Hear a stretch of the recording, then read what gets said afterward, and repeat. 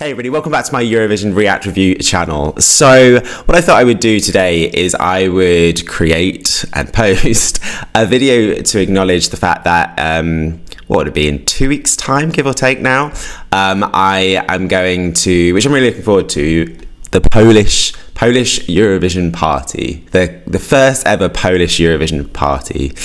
I'm really looking forward to it. I wasn't sure whether to go or not. So it's obviously in Poland, it's in Warsaw. So this event, they've been quite good in regards to their PR. They slowly released the acts. And yeah, when it got to like the 16th or 17th act, I was like, Shane, you need to go to this. So I did message a few people being like, is this legit? Like, I've never heard of this before. No one's really plugging it. Am I literally just going to get kind of conned out of my money? But some of the artists are now kind of releasing videos to promote the fact that they're going to be at this thing. Hi guys. So I just wanted to say real quick that I'm super excited to be coming to Poland next month. So basically, when did I finalize this? Last week. At the end of this week, I have like 2 months off work, which is great. 8 weeks. So this kind of coincides with a very long holiday I now have. So as a result of that, what I've done is I've planned a whole European tour. Literally, it just got out of control. But anyway, the first 2 weeks, I'm going to be in Poland. So on the 11th of July, I'm flying to Gdansk. And I'm going to be there for a couple of days. Then I'm busing it to training it to Warsaw, be there for a couple of days, and then a couple of days in Krakow, which I'm looking forward to. I'm going to be there for about 2 weeks. Anyway, back to business. The Polish Eurovision party. So there's like over 20 acts at this thing. I'm quite impressed. Like I said, it took me a while to kind of think, am I going? And then once I found out it was definitely a legitimate event and I wasn't going to lose my money, I bought my ticket.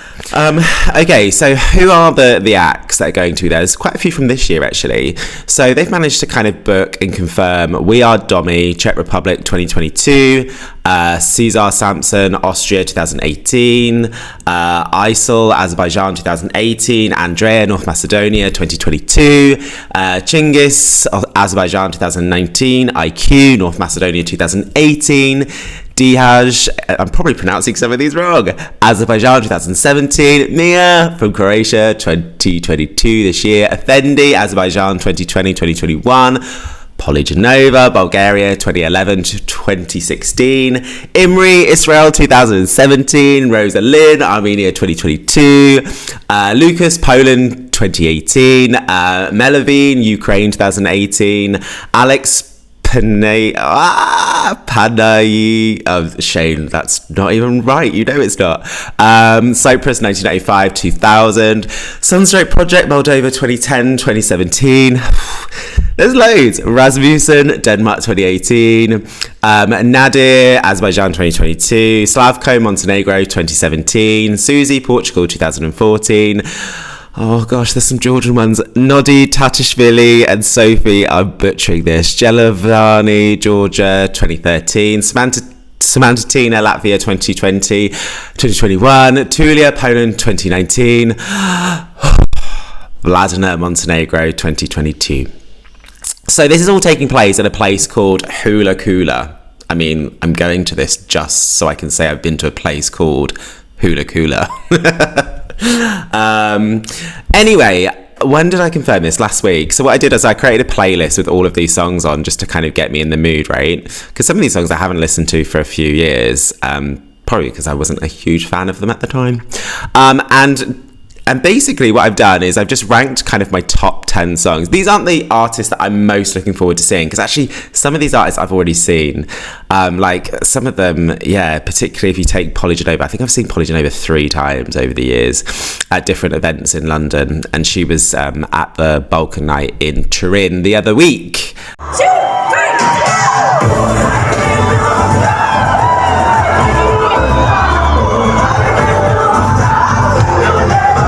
But these are genuinely the songs from all of these artists which I love. And some of these songs I still listen to today, and it has aged very, very well. So let's go through them. So from 10 to 1. Right, number 10 has to be Sunstroke Project. Their 2010 entry, I must say.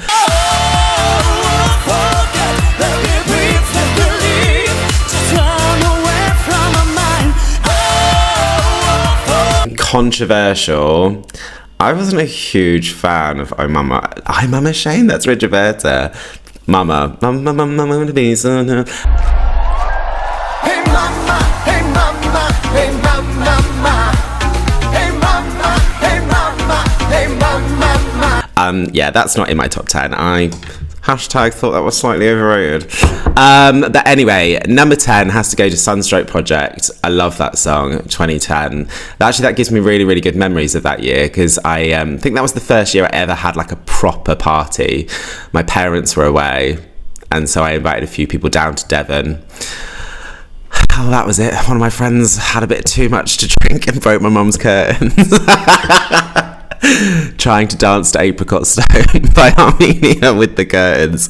Anyway, moving on. Number 9. I managed to be reintroduced to Cyprus 2000. So this goes to Alex Panayi. I'm saying that wrong.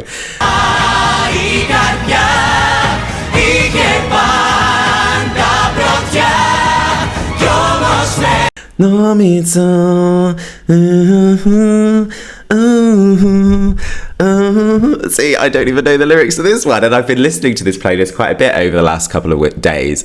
I forgot this song, and I remember, God, how old was I when it was 2013? And I remember watching that year and being like, I really like this song, but it kind of just didn't kind of lodge or stay with me.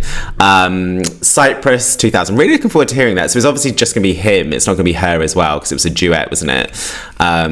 But yeah, I don't know how that's going to go down live. It's been quite a few years since 2000, but that song I've had a reconnection with in a very positive way.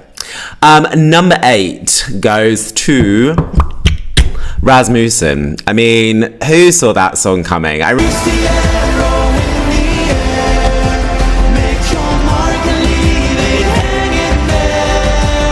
Yeah, I mean, it's a shame, because this song, I think, with Eurovision fans will always kind of be attached with the whole kind of, this song was rejected from Melody Festival, and well, I don't care, because ultimately the song was amazing. I mean, it really wasn't on my radar completely.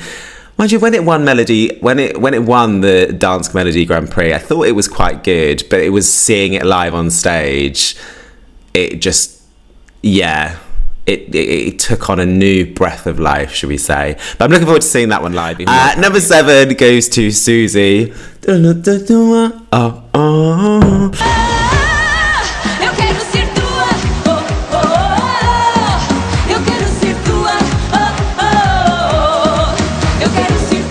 I've seen her live. I remember seeing her at the London Eurovision party.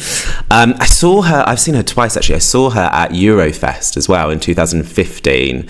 An event that happens in London whereby I think 3 times a year they'll have like a Eurovision related act. They're very good, those evenings actually. So I've seen her already, but that song I love. Right, number 6. I'm just going to say Noddy and Sophie. I love this song.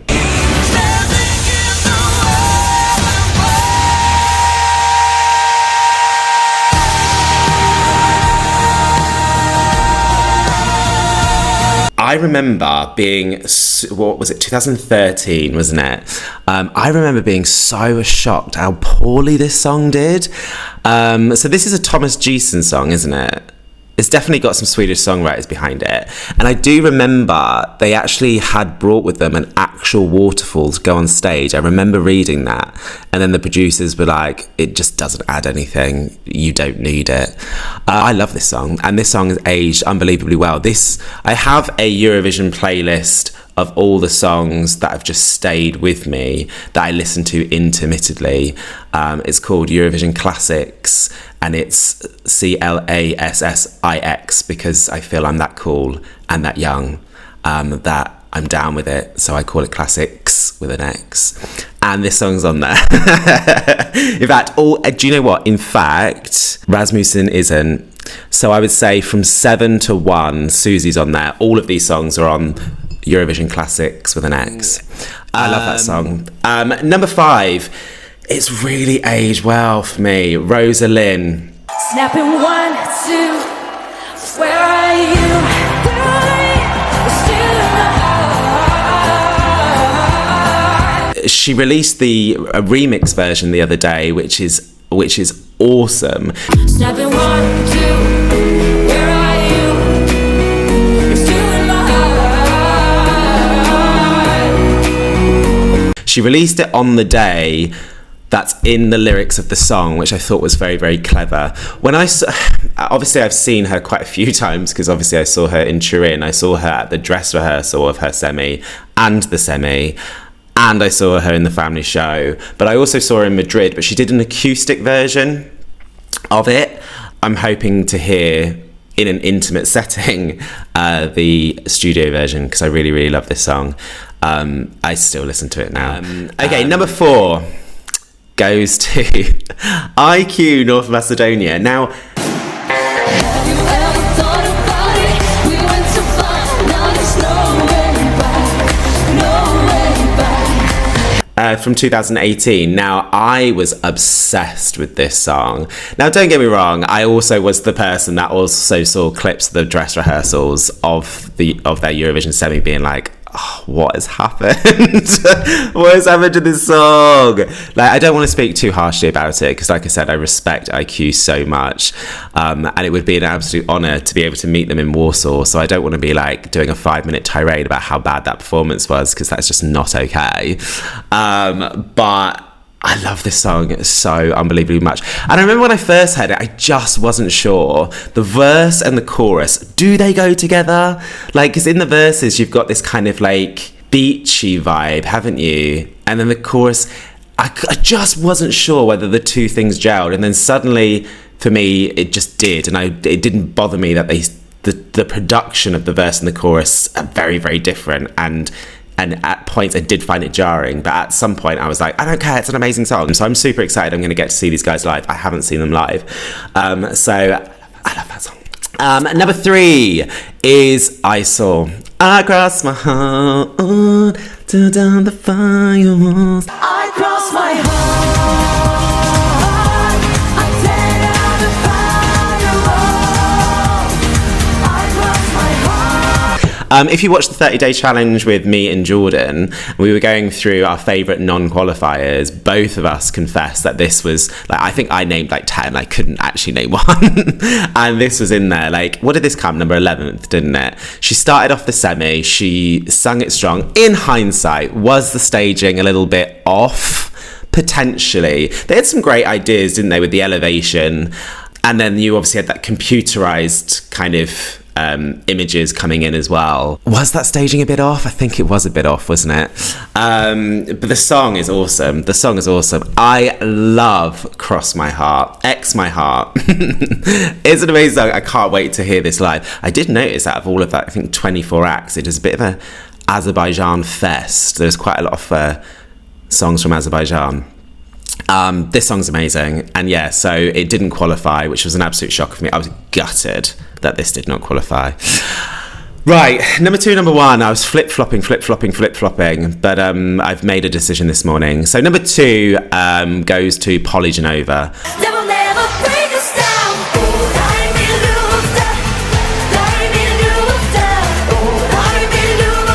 Love is a crime. Love is a crime. I remember reading an article in 2016 where they were trying to say that it was a subtle dig to countries whereby homosexuality is a crime, or visualization of LGBTQI plus stuff. I don't think it is. I think that's a stretch.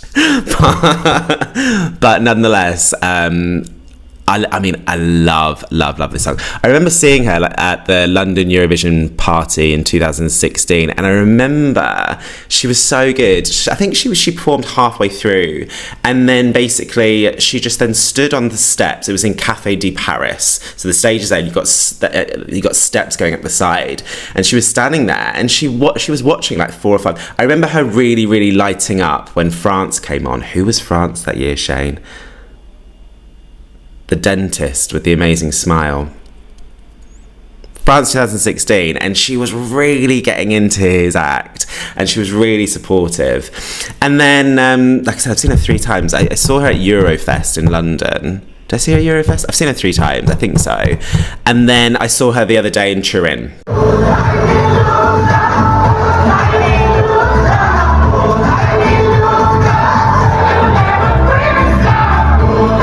At the Balkan Party. She's a really good performer, and although it's not news now because she did an interview with Wee Blogs where she said that she wants to be part of Eurovision again, but she said she finished off her thing being like, and to let you know, I'm coming back to Eurovision next year. Mic drop. She didn't drop the mic and left, and I think all of us in the crowd were like, is this news? And then someone just heard us kind of confused, said, yeah, apparently she'd been going around that day doing press saying that she wanted to do Eurovision again. Love is Crime is ageless. I listen to it all the time. Look, number 1, last year, my most listened song, it's Effendi.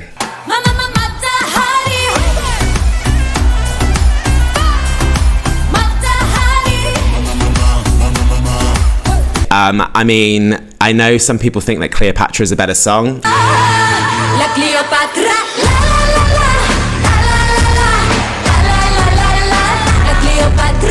I don't. I think Cleopatra, I think that's not fair, really. I haven't really acknowledged Cleopatra, because actually, would Cleopatra have made it in this top 10 on its own merits? Probably not, actually, looking at my top 10. But Mata Hari... Ugh. Do you know what? I watched 2021 again the other night. This is what I do. I'm that cool that I sit at home alone and just watch Eurovision finals. Oh, I need to get a life. Anyway, I was watching it and the staging is rubbish. Sorry, Effendi. I think you're great. I love that song. I thought vocally you were strong. I wasn't sure if you were able to pull that off live, but you absolutely did. It's just really basic. The staging is huge. She's there with her backing singers. They've got a bit of pyro, but I mean, for Azerbaijan, that normally brings staging. I mean, take Chingis, for example, right?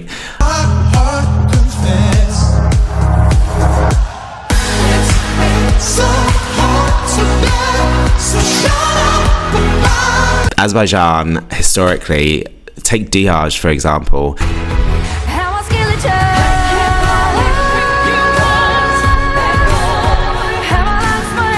You know, they tend to bring the staging, and I don't know what happened with Mata Hari. It was a bit basic. But I love that song. Yeah, I mean, controversial. Mata Hari in front of Love is a Crime. But there were times where Love is a Crime was number 1. It just comes on and I just connect with it. Right, I need to go to work. So those are officially my top 10 songs of the acts that are going to be participating at the Polish Eurovision party, which is happening on the 16th of July, which I'm super excited about, super stoked about. And if anyone's watching this and you are going, and come and say hi if you do see me. So we'll leave it there. So if you're still here and you've not subscribed to my channel, please do. Please subscribe. Do click the notification button so you're informed if when I post videos. Please do add me on Instagram. Follow me on Instagram. I am there. Yeah, because like I said, I am on a summer European tour. I think I'm hitting 7 countries. I don't know what happened. I was planning it in one day and it just got out of control to the point that like I'm only in the UK now for like 5 days, where I was supposed to be in the UK for like 2 weeks. I just kept on adding stuff to my itinerary, and then suddenly out of nowhere, I'm in Europe for like 6 weeks. Right, okay, cool. Shane, stop talking. Okay, so I'll leave it there. And yeah, until next time, stay safe.